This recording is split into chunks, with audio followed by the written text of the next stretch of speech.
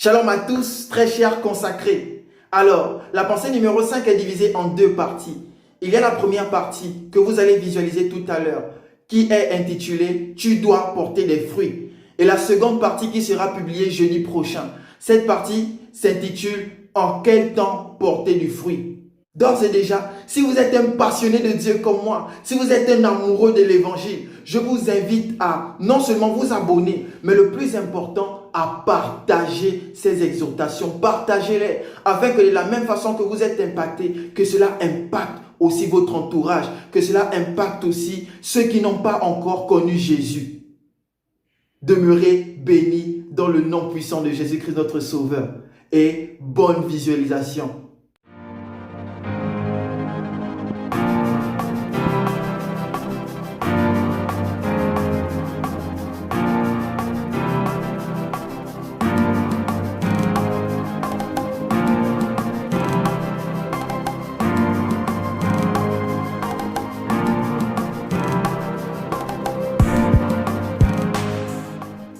Bienvenue dans Pensée d'un consacré, la plateforme dédiée à l'édification. La pensée que nous allons développer aujourd'hui s'intitule « Tu dois porter du fruit ». Je reprends « Tu dois porter du fruit ». La Bible dit dans le texte de Matthieu 12 au verset 33 « Ou dites que l'arbre est bon et que son fruit est bon, ou dites que l'arbre est mauvais et que son fruit est mauvais, car on connaît l'arbre par le fruit. » Une autre dimension de ce texte nous est révélée dans la version Thompson. Lisons ensemble. Il est écrit « Ou bien faites que l'arbre soit bon et que son fruit soit beau. Ou bien faites que l'arbre soit malade et que son fruit soit pourri.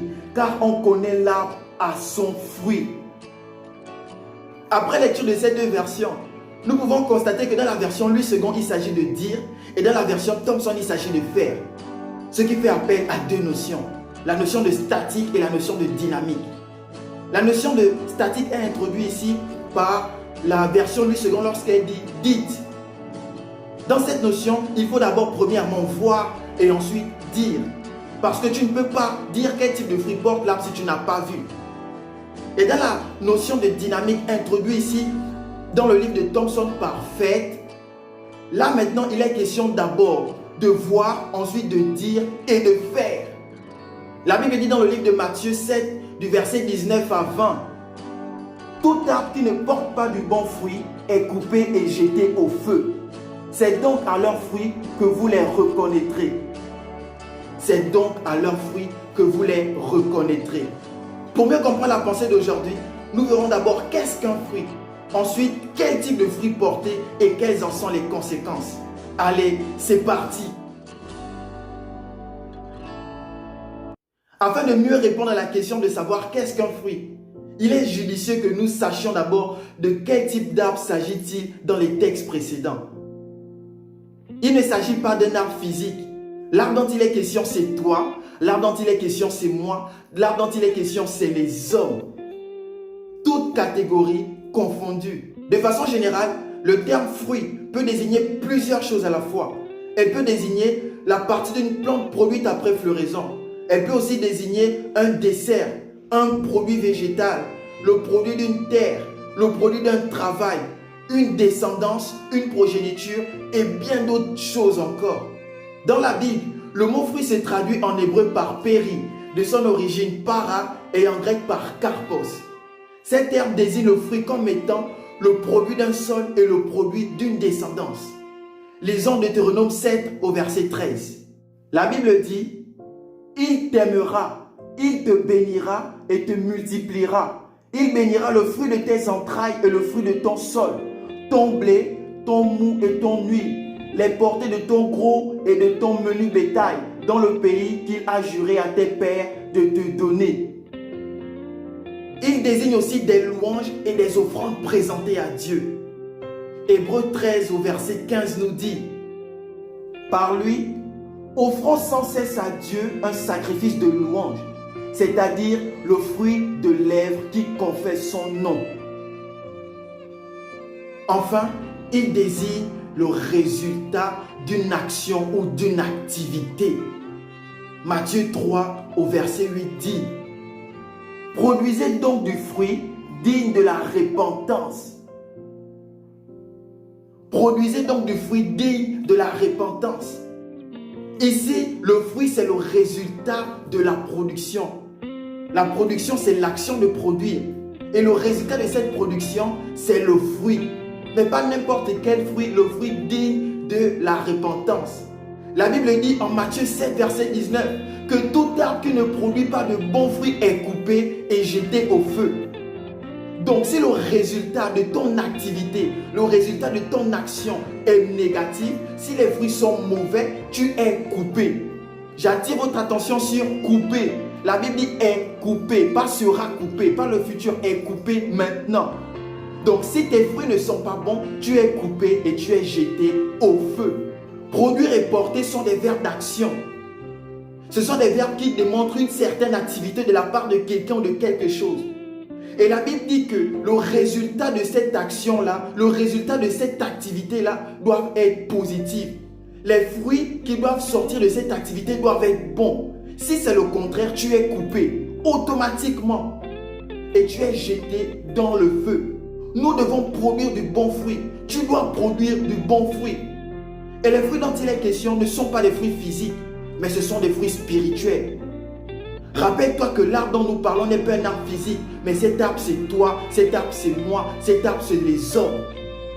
Et les fruits que nous devons produire ne sont pas des fruits physiques non plus. Ce sont des fruits spirituels. Je répète, ce sont des fruits spirituels. Et le type de fruits que nous produisons montre le type de semences plantées en nous. Je reprends ça. Le type de fruits que tu produis montre le type de semence qui est plantée en toi. Alors, quel type de fruits porter? Et quelles sont les conséquences de porter ces fruits? Sache qu'il existe de bons et de mauvais fruits. Lisons le texte de Galates 5 à partir du verset 19 jusqu'à 21. La Bible dit: Or, les œuvres de la chair sont manifestes.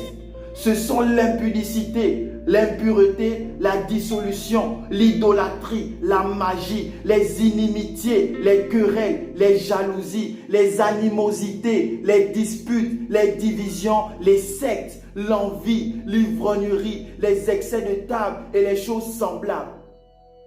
Je vous le dis d'avance, comme j'ai déjà dit, que ceux qui commettent de telles choses n'hériteront point le royaume de Dieu. Les amis, je vais attirer votre attention sur ce texte. C'est très important.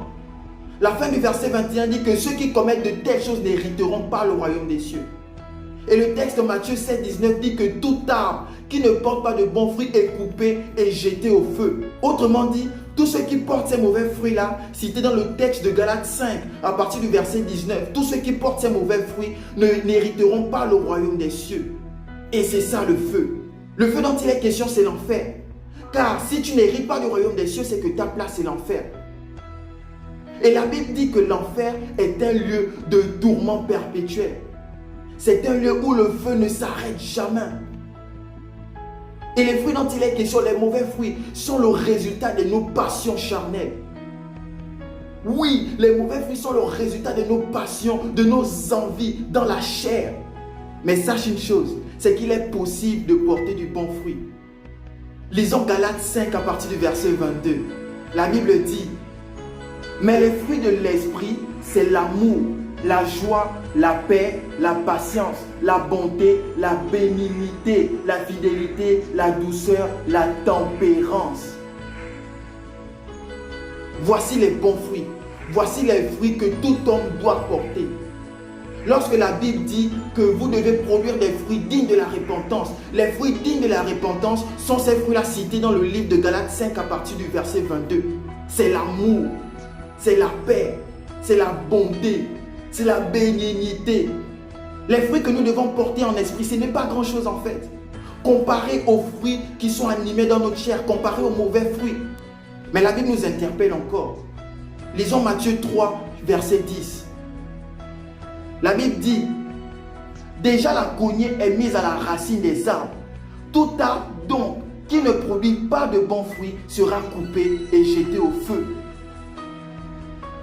Dans une autre version, la cognée ici représente la hache.